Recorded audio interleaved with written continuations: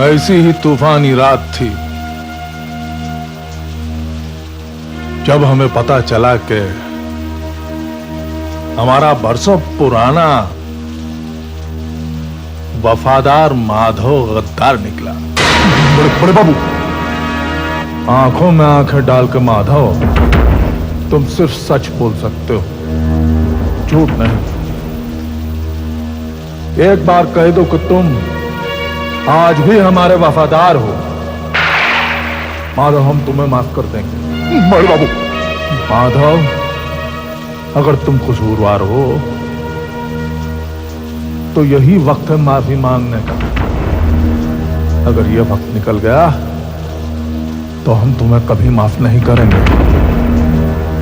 मौत दबे पांव किस दरवाजे से आएगी तुम्हें पता भी नहीं चलेगा। मुझे माफ कर दीजिए बड़े बाबू, मुझसे गलती हो गई बड़े बाबू, मुझे माफ कर दीजिए।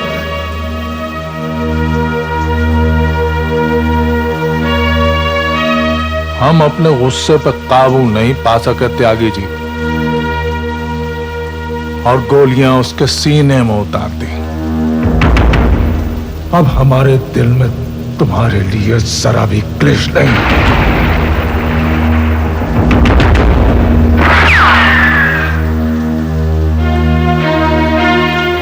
शर्मा जी का खून क्यों किया है? शर्मा जी हमें माधव के घर ले गए थे और वो इस कत्ल के अकेले चश्मदीद गवाह थे। आपकी मौत का हमें दिल से अफसोस रहेगा।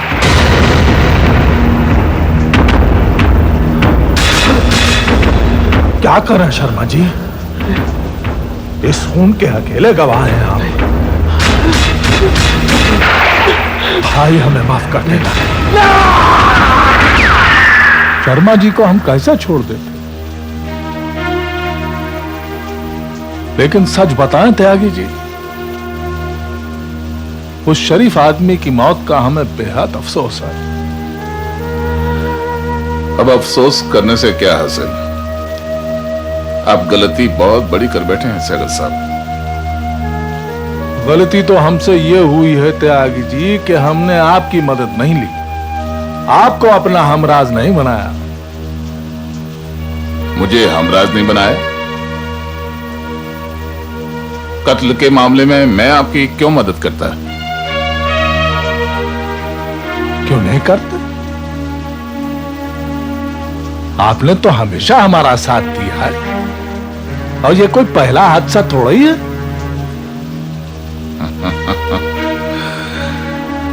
पहले की बात और थी सैगल साहब। पहले आप मिनिस्टर थे, आपके हाथों में पावर्स थे। इलेक्शन हारने के बाद अब हालात काफी बदल गए हैं। अगर आपके पार्टी हाईकमान को इस वाकये का पता चल गया तो वो भी नजरें फेर लेंगे, नहीं? आप तो हमारे दोस्त हैं त्यागी जी, क्या आप भी हमारा साथ छोड़ देंगे? देखिए, हम कोई एहसान नहीं जता रहे हैं, सिर्फ याद दिलाने की कोशिश कर रहे हैं कि बुरे वक्तों में हमें भी आपका बहुत साथ दिया है। त्यागी जी, नरेश के सर से ये इल्जाम हटाने में आपको हमारी मदद करनी पड़ेगी। बड़ी मुश्किल में डाल रहे हैं आप मुझे। त्यागी जी, काम ही बहुत मुश्किल है, इसीलिए तो आपको सौंप रहे हैं। और वैसे क्या हमारा बेटा नरेश आपके बेटे जैसा नहीं है? उसे इस मुसीबत से छुड़ाना क्या आपका फर्ज नहीं है? फर्ज की याद मत दिलाइए सैगल साहब। एक कमिश्नर होने के नाते मेरा फर्ज कुछ और भी है, जो सारे रिश्तों से परे है। लेकिन फिर भी मैं नरेश की मदद करूंगा। आपने जब उसे मेरे बेटे जैसा कहा है तो उसके लिए तो करना ही पड़ेगा ना। लेकिन शर्त सिर्फ यह है कि आपको भी इस रिश्ते को याद रखना होगा। क्या कहना चाह रहे हैं आप? जो कहना चाह रहा हूं वो कहने का ये वक्त नहीं है। ये बात फिर कभी सही। मिस्टर त्यागी, हाँ,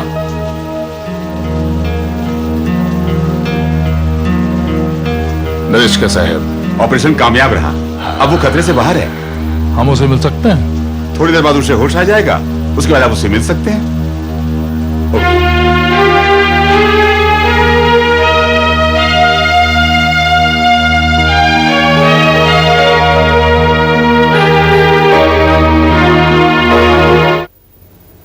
मैं आई कम इन सर? कमिश्नर साहब, आप कब लौटे?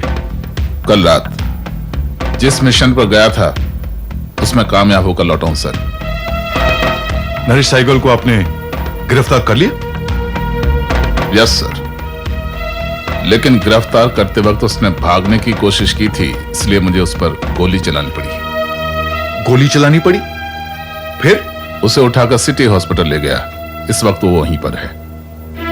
आप इंस्पेक्टर सिद्धांत को कहिए वहां जाकर उसके बयान रिकॉर्ड कर ले। कांग्रेचुलेशंस त्यागी साहब, and thank you very much. मुझे बधाई देकर आप मेरा शुक्रिया क्यों अदा कर रहे हैं? मैंने तो अपना फर्ज निभाया है। वैसे आपने मुझ पर भरोसा किया, इसके लिए मुझे आपका शुक्रिया अदा करना चाहिए, नहीं? हमें आप पर शक क्यों है ये जानते हैं आप?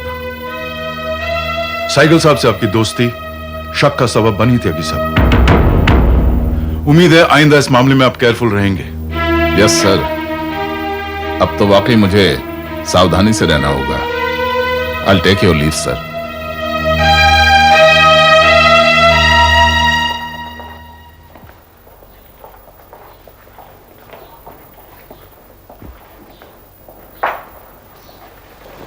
एक फोन कर सकते हैं?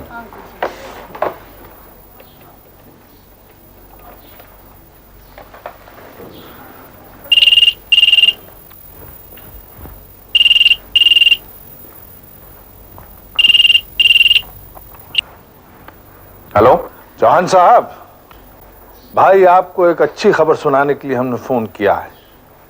नरेश का पता चल गया है। नरेश मिल गया? कहाँ है वो? अभी तो हॉस्पिटल में है। हॉस्पिटल में? क्या हुआ उसे? नहीं नहीं, ऐसी फिक्र करने की कोई बात नहीं है, मामूली सी चोट लगी है, ठीक हो जाएगा। लेकिन हमारी फिक्र की वजह कुछ और है, जिसके लिए हमें आपकी मदद चाहिए।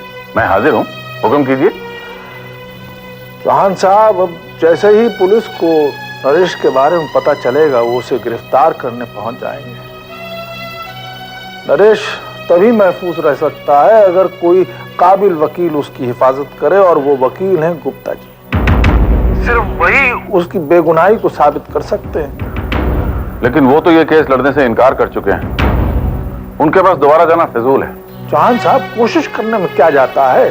ज्यादा से ज्यादा यही होगा ना कि एक बार फिर से इनकार कर देंगे। भाई, हम उनसे आज ही मिलना चाहते हैं और आपको हमारे साथ चलना होगा, प्लीज। ठीक है, चलते हैं। Thank you. आप दोबारा क्यों चले आए हैं मेरे पास?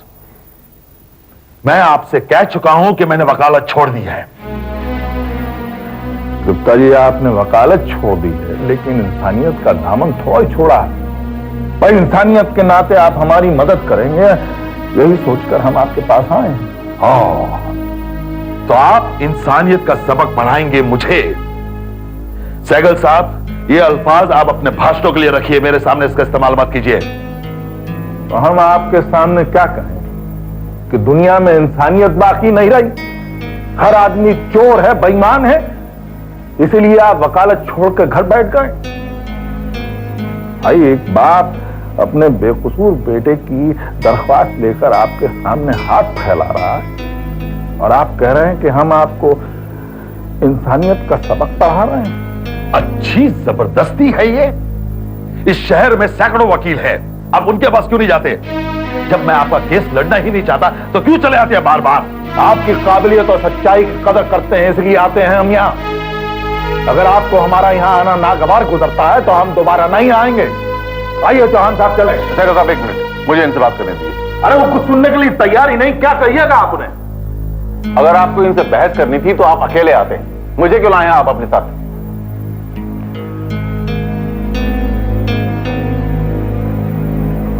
गुप्ता जी, इनकी तरफ से मैं आपसे माफी मांगता हूं। दरअसल इनका बिगड़ना जायज है भी और नहीं भी। ये बहुत परेशान है क्योंकि इनके बेटे की जिंदगी का सवाल है। इन्हें पूरा यकीन है कि अब सिर्फ आप ही उसे बचा सकते हैं।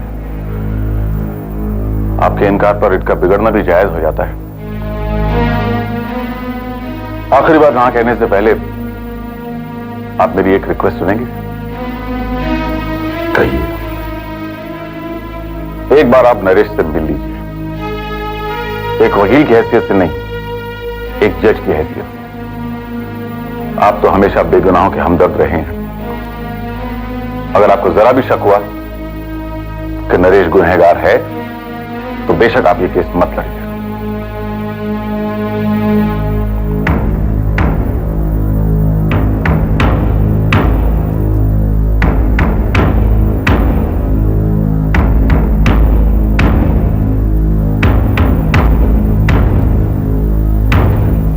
कहां है नरेश? मैं उससे मिलना चाहूंगा।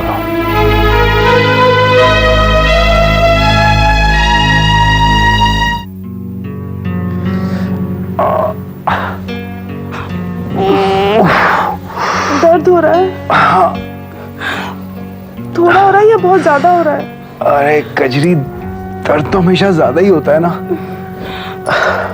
कितनी बार देवी माँ के पास प्रार्थना करती हूँ कि तुम्हारे सारे दर्द मुझे दे दे, लेकिन वो मेरी सुनती ही नहीं। तू मेरी इतनी फिक्र मत कर, मैं ठीक हो जाऊंगा। ठीक हो जाओगे तो फिर क्या? पुलिस पकड़ कर ले जाएगी। पता नहीं क्या होने वाला है। मेरा तो मन करता है कि मैं तुम्हें लेकर कहीं दूर चली जाऊं, जहां तुम्हें कोई देख भी नहीं सके। नहीं कजरी, ऐसी कोई भी जगह नहीं है। तू एक काम कर, तू यहीं पे रह जा मेरे पास। कैसे रहूं मैं यहाँ? कौन रहने देगा मुझे यहाँ? पर तुम चिंता मत करो, मैं जहाँ कहीं भी रहूं ना, हमेशा समझना कि मैं तुम्हारे साथ हूँ।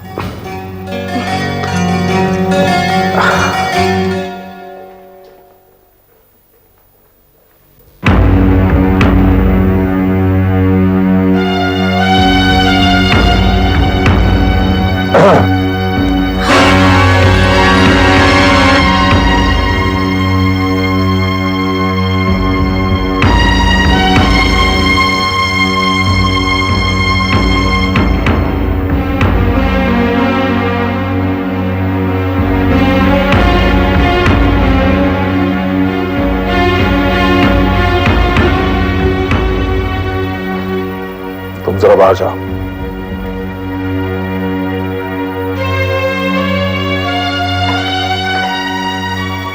आइए गुप्ता जी। महेश बेटा, ये तुमसे कुछ सवाल करेंगे।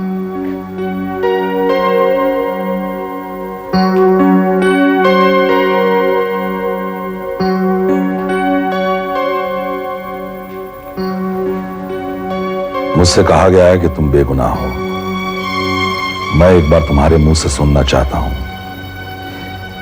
इस कत्ल के साथ तुम्हारा कोई संबंध है या नहीं?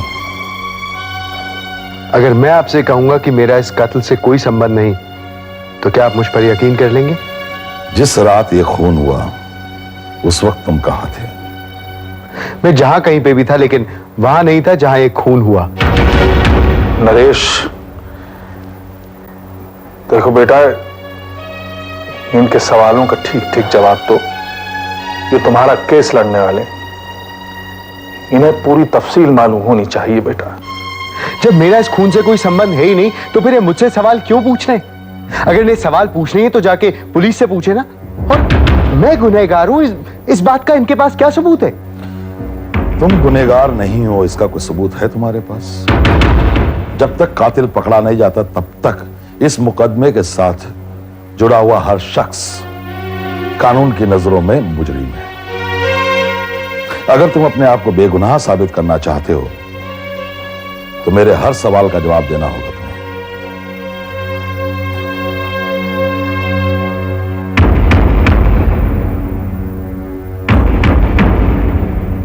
पूछिए, पूछिए आप जो पूछना चाहते हैं। अच्छा, वो लड़की बाहर खड़ी है, उसे रवा दो करो।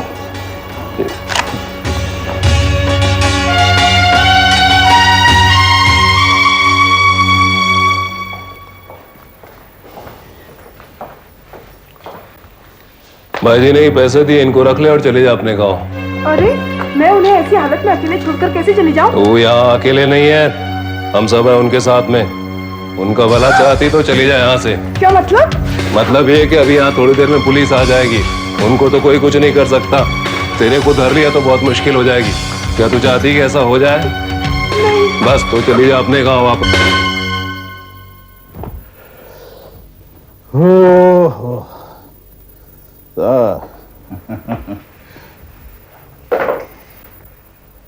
डैडी, मैंने सुना है कि नरेश लौट आया है। अपने आप नहीं लौटा, ढूंढ कर लाना पड़ा उसे। बेचारा बेगुनाह खामो खां दर दर की ठोकरें खाता था। बेगुनाह कैसे? आपने तो कहा था कि वो मुजरिम है। मैं गलत समझा था। नरेश मुजरिम नहीं है, गिरफ्तारी के डर से छिपता फिर रहा था। इसका मतलब अब उस पर मुकदमा नहीं चलेगा? चलेगा, लेकिन वो रिहा हो जाएगा। आप रिहा कराएंगे उसे? मैं कौन होता हूं रिहा करने वाला? अदालत रिहा करेगी। कल तक जो आपकी नजरों में मुजरिम था, आज आप उसे बेकसूर मानते हैं। अचानक इतना सब कैसे बदल गया? मतलब क्या है तुम्हारा? नरेश ने मेरे साथ जो बदतमीजी की उसे तो आप भूल ही गए। अब खून के मुकदमे से बचाना चाहते हैं उसे। बचाया उससे जाता है जो गुनहगार हो। नरेश गुनहगार है या नहीं, ये मुझसे बेहतर तुम जानती हो क्या? नहीं डैड, मेरे कहने का मतलब वो नहीं था। तो फिर क्या मतलब था तुम्हारा? जिस तरह मिस कनक शर्मा ने मुझे गलत समझा, मुझ पर झूठा इल्जाम लगाया, उसी तरह से मैंने भी नरेश को गलत समझा। मुझसे भूल हुई जो मैं उसे मुजरिम समझ बैठा। और जहां तक उसकी तुम्हारे साथ बदतमीजी की बात है, सबके सामने मैं उसे थप्पड़ मार चुका हूं और खुद सहगल साहब ने मुझसे माफी मांगी है। समझ गई ना तुम? नरेश तुम्हारा बचपन का दोस्त है, तुम्हें अब तक माफ कर देना चाहिए उसे। कम से कम जाके मिलो तो सही उससे। बुरे वक्त में दोस्त ही काम आते हैं।